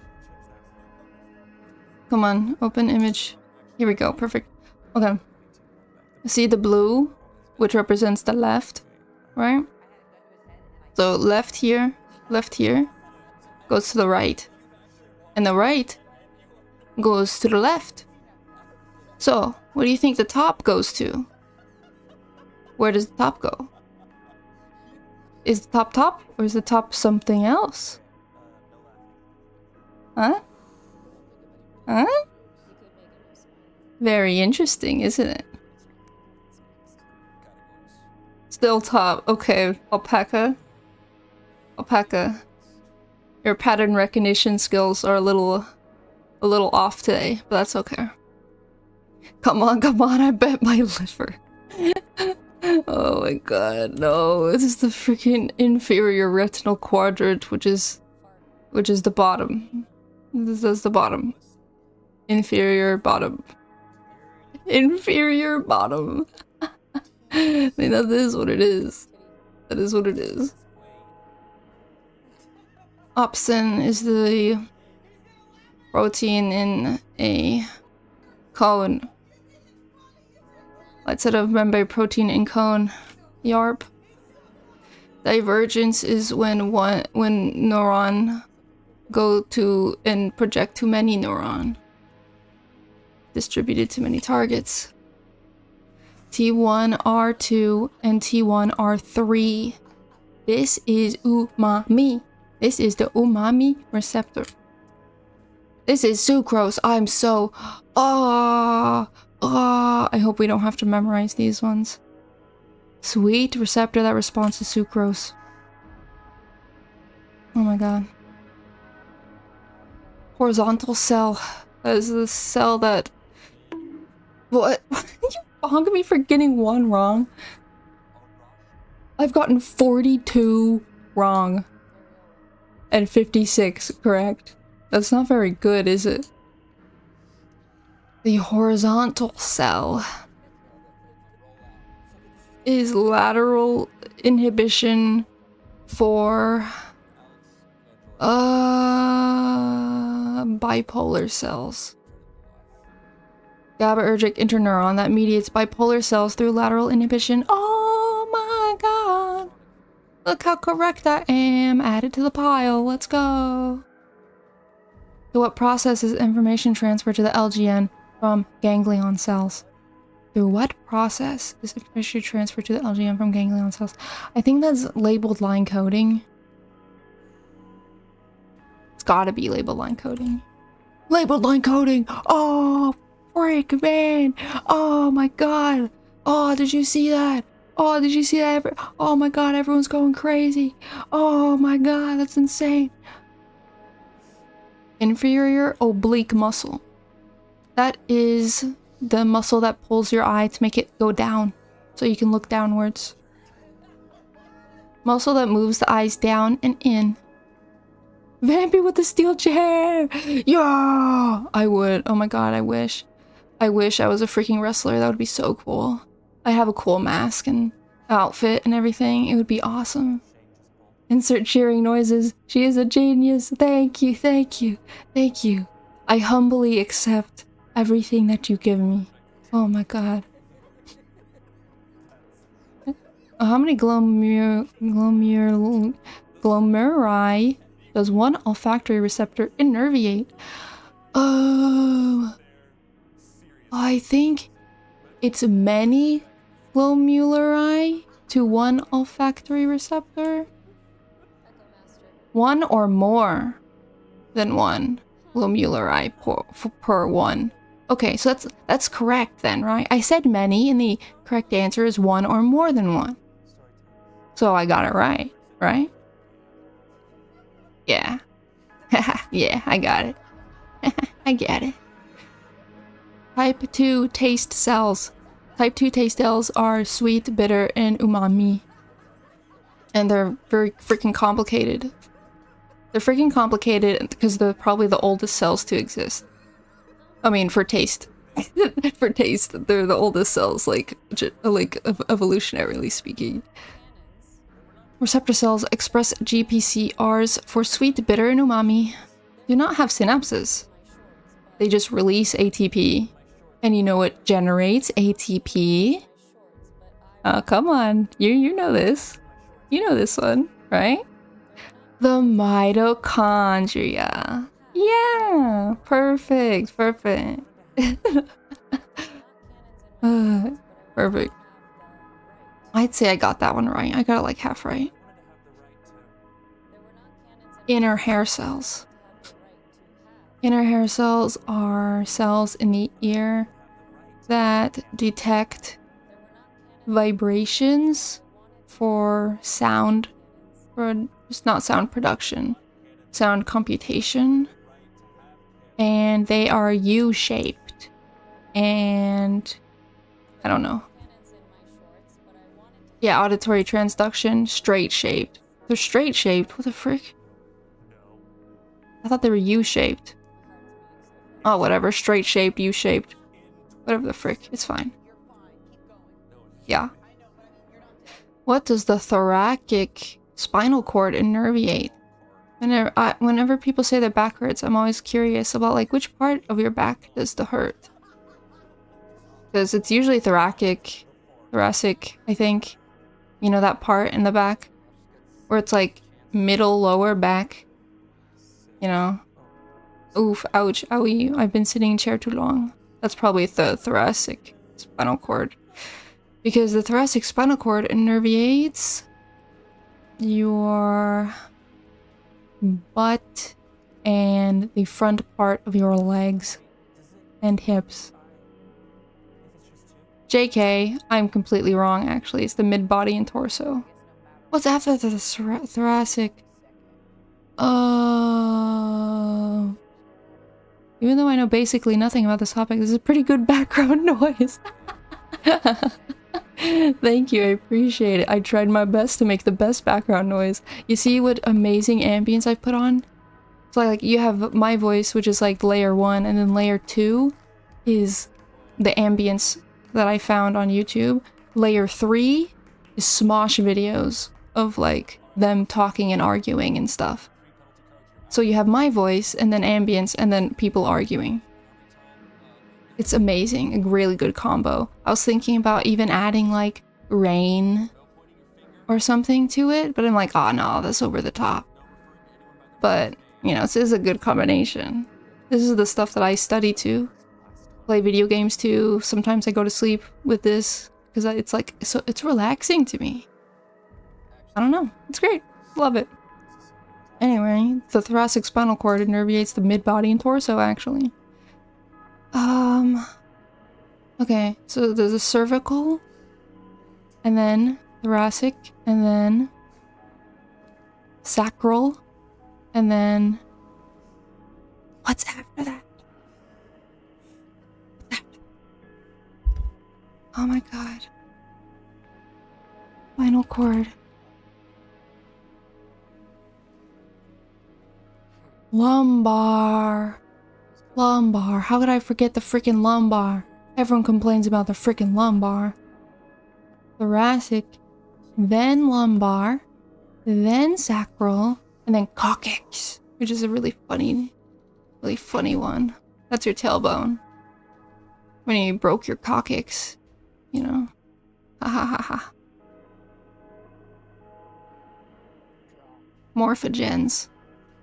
Morphogens are needed in the developmental central nervous system in order for brand new neurons to find their way to the right spots. Is that how it's pronounced in English? I don't think so. I think I'm pronouncing it wrong. I really think I'm pronouncing it wrong. The thoracic spine.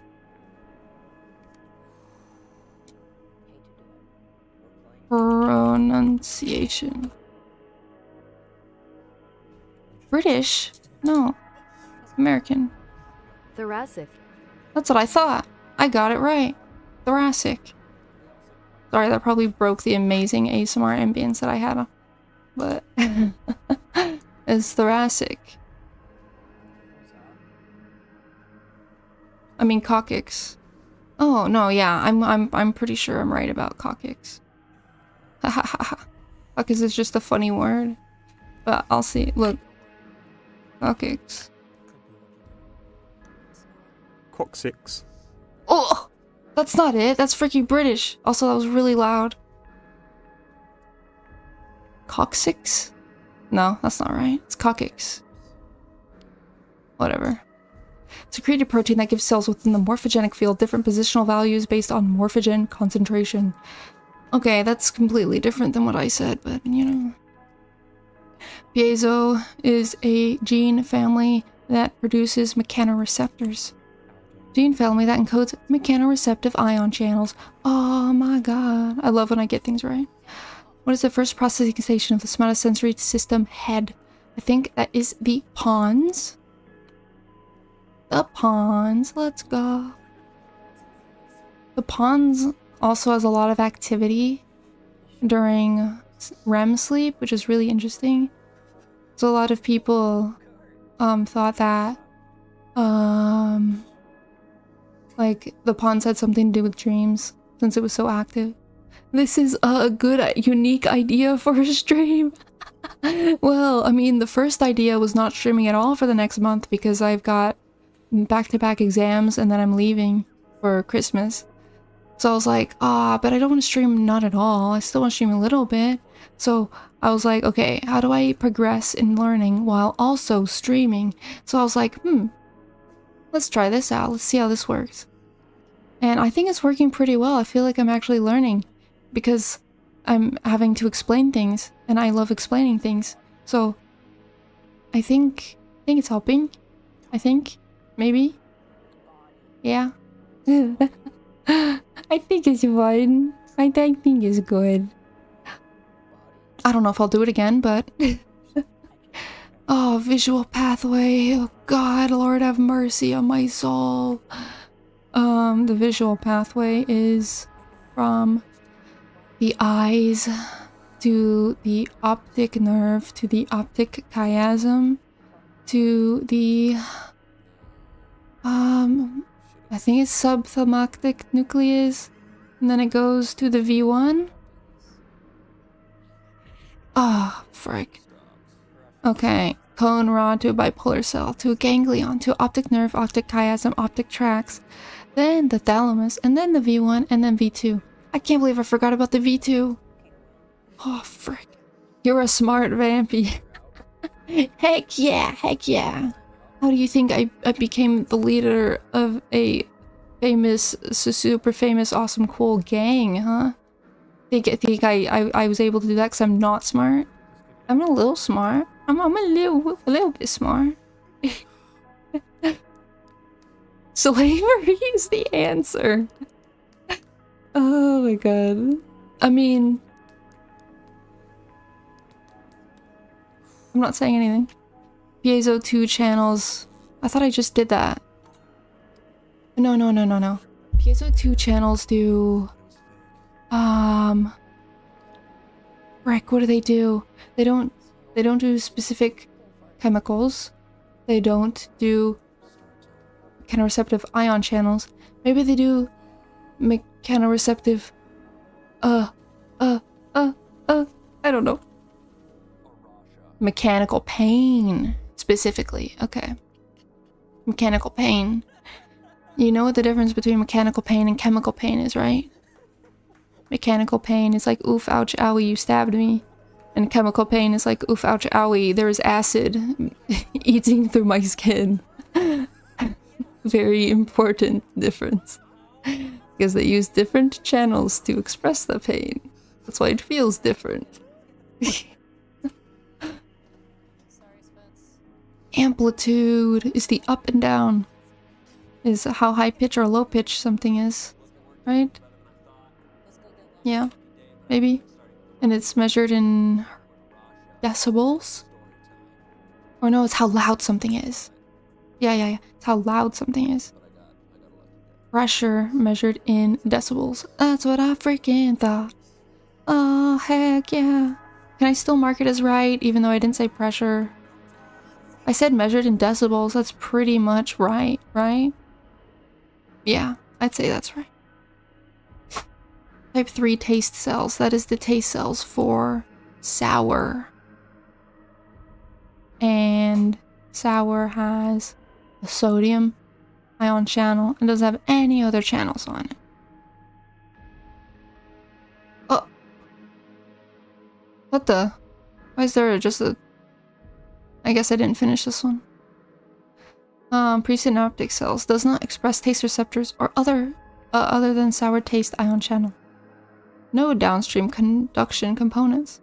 Yeah, so they're pretty good freaking naked, except for, you know. Yeah. I'd say that's right. Interoral time difference. Ooh. I know this. Interoral time difference is the difference in time that it takes for sound to reach one ear versus the other ear. And it is deciphered in the superior colliculus or the inferior colliculus. I don't know which one is which. Time difference between a sound arriving at one ear versus the other. Detected in the MSO. What the frick is the MSO? MSO. Medial something? No, it's not the olive, is it? MSO neuro. What is the MSO? Medial superior olive. It's a freaking olive. Are we in the rerun for answers? It'll throw in a rerun of answers here and there. So it'll take all the ones that I didn't get right, and it'll just throw them in randomly to see if I can get them. And then it'll either put it in the note or put it back in the still learning. So, you know. But we've talked about interoral time difference before. But it was a kind of a different question. But yeah, the freaking olive, the medial olive, does interoral time difference. And I think it's so freaking funny how there's a place in the brain called the olive. There's the inferior olive and the medial olive. Freaking olive, dude. Why is there an olive in there? Get it out. Get it out. Oh my god, don't tell schizos this. They'll go crazy. I got the MSO wrong, so... Cerebellum, okay. It is the place that detects voluntary movement and projects it... No. Error correction, and it projects it to the motor cortex. Part of the brainstem that controls motor functions and coordination. Oh, whatever. Oh, whatever. Yeah, motor function coordination. Yeah. Taste coding pathway. Oh my god. Okay. Okay, I actually don't know this one at all. All I know is taste receptor. Something. Taste fiber, trigeminal ganglion to the hindbrain center. I've never heard of this hindbrain center in my life. Okay, it's the hindbrain center and the trigeminal ganglion. The trigeminal ganglion is also in the sensory pathway. Lateral superior olive. Okay, so we know the medial olive is for vision. This lateral olive is for auditory.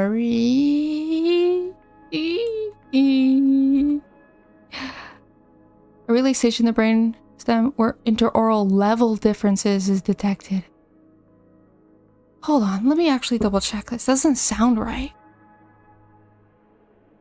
Okay, give me a second. Give me a second here. I'm gonna check my notes. Okay. Interaural time difference. And interaural level difference. Okay, yeah, that's right. Okay. So both olives are for auditory. Both olives. The lateral olive is for level difference in how loud something is on one ear versus the other ear. And the medial olive is for time difference. Okay. Lateral olive, level. Lateral, level. That's perfect. Medial.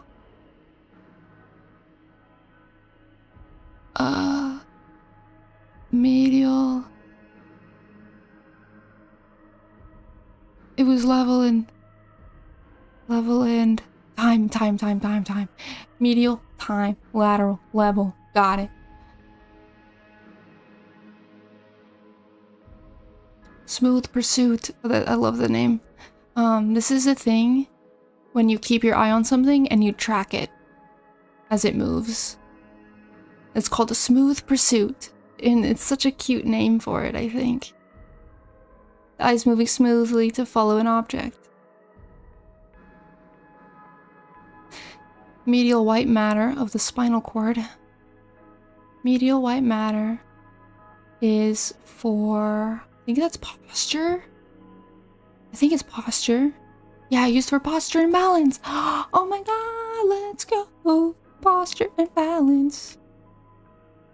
Short distance neurons.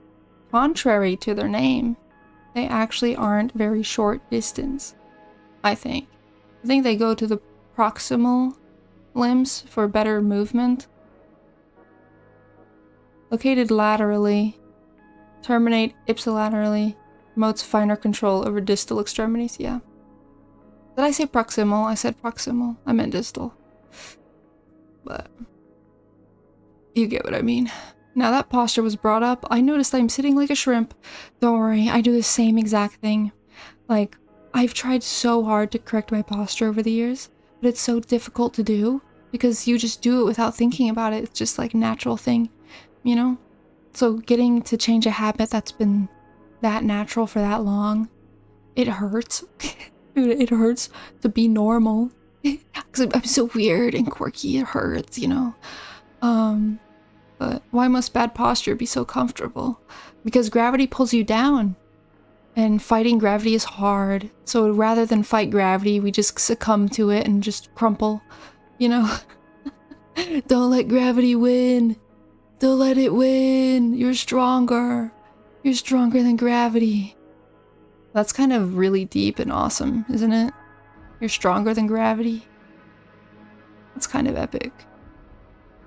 Neuroscience and physics expert? Is there anything this vampire doesn't know? Okay, I don't know if I'm a physics expert, but I did get credit for it in college because I was so good in high school. But yeah, I won a thing for physics, for AP physics, so like advanced physics. I won a chocolate bar, and I was so excited and happy about it. It was awesome. And I'll ride the high of winning that for the rest of my life. And it was such a big chocolate bar too. It was amazing. I was so happy. Anyway, what are we talking about? Located laterally in the ventral horn of the spinal cord. Okay, so it's the lateral ventral horn? No, that's short distance neurons. Okay, yeah, I am. What causes postnatal neuronal death? Actually, postnatal neuronal death is very, very, very common because, like, the neurons that get created for creating the body, like the fetus, right? For creating the fetus aren't needed anymore. They don't need the neurons anymore for that. So they die.